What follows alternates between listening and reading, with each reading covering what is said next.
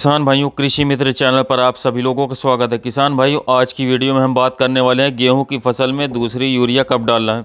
गेहूं की फसल में दूसरी यूरिया डालने का सही समय क्या होता है, क्योंकि हमारे गेहूं की फसल में दूसरी यूरिया डालने का बहुत ज़्यादा इंपॉर्टेंस होती है, क्योंकि दूसरी यूरिया ही हमारी फसल की दशा और दिशा सही करता है। क्योंकि जब किसान भाइयों हम अपनी फसल में दूसरी यूरिया डालते हैं तो उस समय पर हमारे कल्लों का विकास हो रहा होता है, फुटाव हो रहा होता है और हमारे कल्लों का फुटाव हो रहा होता है, विकास हो रहा था और इस समय पर पत्तियों का ज़्यादा से ज़्यादा किसान भाई विकास हो रहा होता है। तो किसान भाई इस समय पर हम यूरिया डालने में गलती करते हैं तो कम पैदावार देखने को मिलती है, केवल यूरिया को गलत तरीके से डालने पर। अगर किसान भाई आप इस समय पर गेहूं में यूरिया सही समय पर डालेंगे तो आपको कल्लों का अच्छी से अच्छा फुटाव देखने को मिलेगा। किसान भाइयों, जड़ों का विकास होगा, गेहूं की पत्तियों का तेज़ी से विकास होगा और साथ ही गेहूं में क्लोरोफिल की मात्रा भी मेंटेन रहेगी, जो कि गेहूं की फसल में बहुत ही ज़्यादा किसान भाई इम्पॉर्टेंट होता है। तो किसान भाई, वीडियो को आगे मैं बढ़ाने से पहले बता दूं क्योंकि किसान भाई हमारे चैनल को सब्सक्राइब कर लें, जिससे कि आपको नया नया वीडियो की नोटिफिकेशन मिलती रहे। तो दोस्तों, गेहूं में दूसरी यूरिया डालने से पहले मैं आपको कन्फ्यूजन दूर कर देता हूं कि किसान भाइयों गेहूं में दूसरी व तीसरी यूरिया डालने पर किसानों के बीच मतभेद हो जाता है। क्योंकि किसान भाई CRI स्टेज पर जो किसान भाई यूरिया डालते हैं उसे दूसरा डाल लेते हैं, एवं तीसरा यूरिया जो हम डालने की बात कर रहे हैं इसे आप दूसरा या तीसरा यूरिया समझ सकते हैं, या कई किसानों के लिए आखिरी यूरिया हो सकती है। कई किसान भाई शुरुआती समय में DAP डालते हैं और पहला यूरिया किसान भाई CRI स्टेज पर लगाते हैं, जो कि पहला पानी पर होता है। और दूसरा यूरिया हो गया किसान भाई ये जो मैं वीडियो पर बात कर रहा हूँ। अब किसान भाई जैसा आपको समझ में आए, चाहे आप इसे दूसरा यूरिया मान लें, तीसरा यूरिया मान लें या फिर आखिरी यूरिया मान लें, जैसा आपको समझ में आए समझ सकते हो। अब बात करते हैं किसान भाई हमें दूसरा यूरिया कब डालना है। तो किसान भाई दूसरा यूरिया डालने से पहले हम पहला यूरिया के बारे में समझ लेते हैं।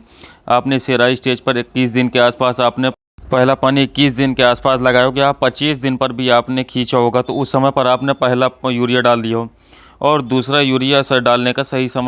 और किसान भाइयों, दूसरा यूरिया सबसे इम्पॉर्टेंट यूरिया है आपकी गेहूं की फसल के लिए। तो दोस्तों, CRI स्टेज के आसपास आपकी गेहूं की फसल में कल्लों का फुटाव का समय होता है। यह गेहूं की फसल में 60 दिन तक चलता है। आपने अपने गेहूं की फसल में पहला पानी 21 दिन के आसपास लगाया है। आप अपनी गेहूं की फसल में दूसरा पानी लगाने जा रहे हो तो 20 से 25 दिन पे गैप पे लगाओ।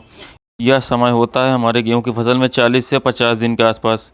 अगर आपके खेत में भारी मिट्टी है तो यह 40 से 45 दिन पर हो जाता है। तो यह समय है आप गेहूं की फसल में दूसरा पानी लगाने का। यही समय होता है गेहूं की फसल में आपका दूसरा यूरिया डालने का। इस समय हमें गेहूं की फसल में कल्लों का फुटाव कराना होता है, या तो कल्लों का फुटाव हो चुका है तो कल्लों का विकास कराना होता है।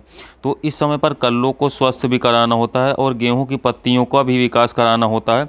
तो इस समय पर सबसे ज़्यादा नाइट्रोजन की आवश्यकता पड़ती कल्लों के फुटाव और नई पत्तियों का विकास के लिए।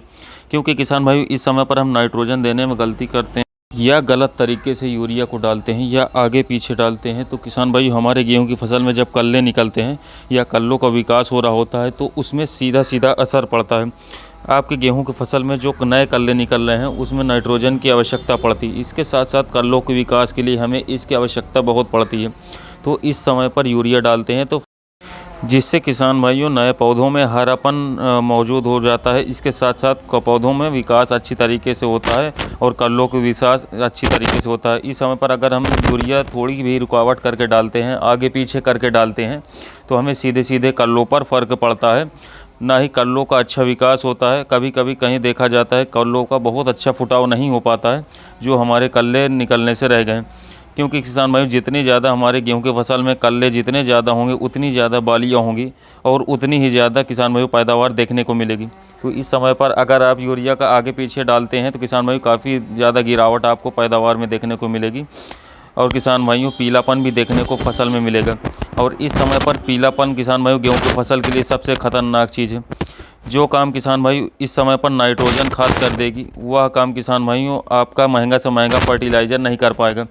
तो किसान भाइयों, आप अगर गेहूं की फसल में बताए गए तरीके से यूरिया डालते हैं तो किसान भाइयों आप अपने गेहूं की फसल में फुटाव के साथ साथ कल्लों का काफ़ी शानदार विकास कर सकते हैं और क्लोरोफिल की मात्रा मेंटेन कर सकते हैं, जो कि किसान भाइयों बहुत ही ज़रूरी है।